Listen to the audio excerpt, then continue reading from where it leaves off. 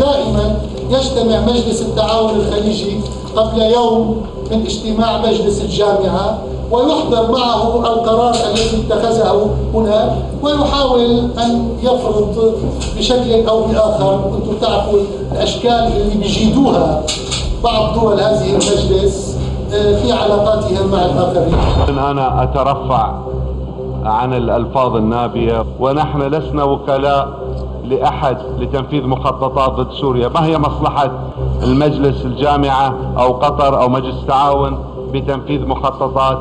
الأمين العام كل تصريحاته بلا استثناء كان يضع نفسه طرفا في مواجهة الحكومة السورية. فقدت الأمل بهذا الأمين العام. ليس في هذا القرار خروج ولا طلب تدخل ولا أي شيء من هذا القبيل مهما قالت الحكومة السورية.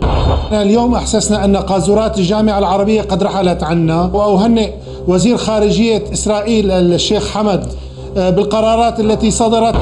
هذه هي أخلاق النظام. هؤلاء من يحكم الشعب السوري الآن، هؤلاء من يتعاملون مع الناس. أنت سرقت مع محمود الزيبي أموال الدولة وأموال الشعب. أنت لص ومحتال وكذاب. وأيام محمود الزيبي سرقت ولديك فيلا بعتها ب70 مليون. تأتي الآن لتحارب عن الشعب السوري. أنت لص ابن لص وأبوك لص الذي خلقك. الآن النظام السوري هو في ورطة حقيقية.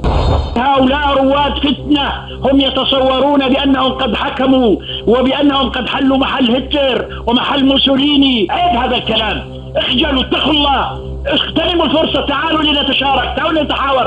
هذا كلام معيب، ولذلك لا أساس للنقاش مع من لا يعترف بي. من أراد أن يقتلني علي أن أرفع يدي على الأقل. أنا لم أصف النظام السوري بهذه الكلمة وصف أخلاقي يعني، ولا يطال الأمر للسيد أحمد الحاج علي. القضية ليست شخصية، أنا أصف النظام السياسي بصفة سياسية وليست صفة أخلاقية.